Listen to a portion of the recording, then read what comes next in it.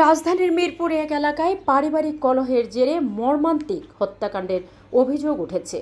স্ত্রীর ছুরিকাঘাতে নিহত হয়েছেন শাহরিয়ার শিকদার রাজন নামে এক ব্যক্তি। জানা যায়, নিহত রাজন পেশায় কারিগরি ও মাদ্রাসা শিক্ষা বোর্ডে মাস্টার রোলে কর্মরত ছিলেন এবং পরিবারসহ শাহালী থানাধীন মিরপুর এক এলাকায় একটি বাসায় ভাড়াটিয়া হিসেবে বসবাস করতেন। পরিবারের অভিযোগ, রাজনের স্ত্রী মোছাম্মদ দিলরুবা আলম রূপার সঙ্গে দীর্ঘদিন ধরে দাম্পত্য কলহ চলছিল। প্রায়ই ছোটখাটো বিষয় নিয়ে ঝগড়া বিবাদ লেগেই থাকত।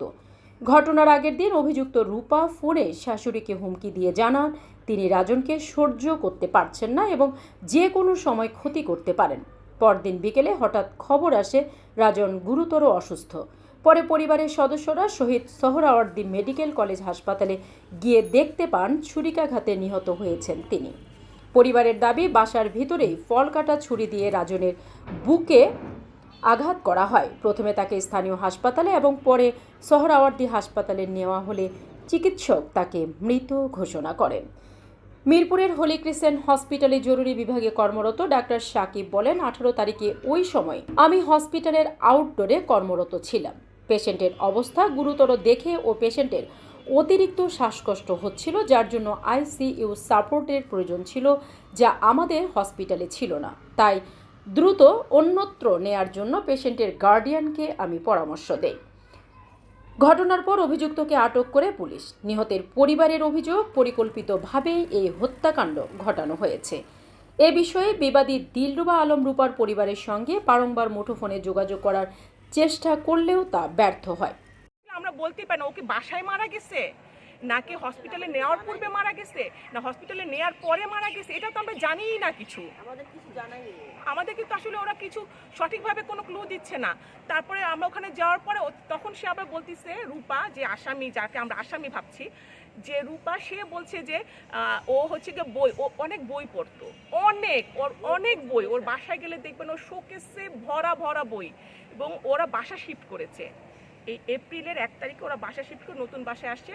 বলতেছে যে বই যে বেঁধে নিয়ে আসছে, বইয়ের রশি ছিঁড়তে গিয়ে বই ছুরি লেগে ক্ষত হয়েছে, ওইভাবে মারা গেছে।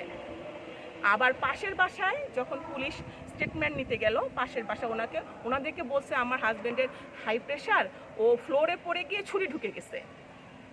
মানে সে এক এক জায়গায় এক একভাবে তার হচ্ছে ওপিনিয়ন দিচ্ছে।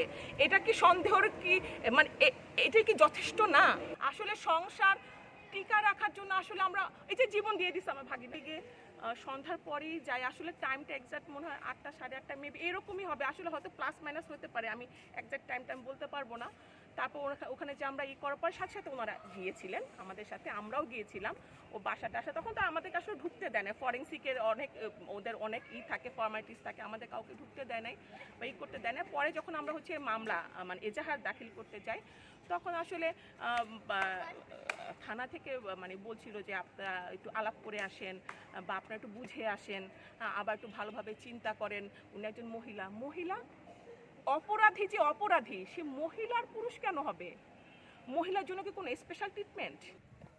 যেহেতু তার আগের দিন আমার ছোট ভাইয়ের বউ মানে আমার মাকে ফোন করে বলেছিল যে আপনার ছেলেকে এবং আপনার ছেলের বই এইসব নিয়ে যান, নাহলে আপনার ছেলেকে আমি কি করব।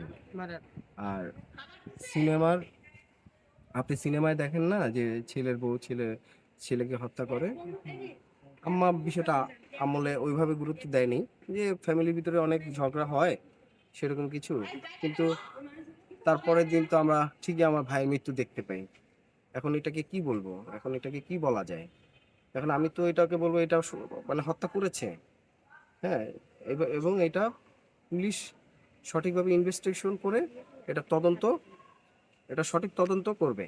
পুলিশ জানায়, ঘটনাটি গুরুত্ব সহকারে তদন্ত করা হচ্ছে এবং ভুক্তভোগীর পরিবার থেকে একটি মামলা দায়ের করা হয়েছে, যার প্রেক্ষিতে বিবাদীকে গ্রেফতার পূর্বক কোর্টে প্রেরণ করা হয়েছে।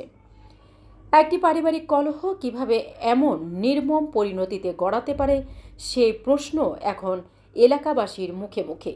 দ্রুত ও সুষ্ঠু তদন্তের মাধ্যমে দোষীদের দৃষ্টান্তমূলক শাস্তির দাবি জানিয়েছেন স্বজনেরা।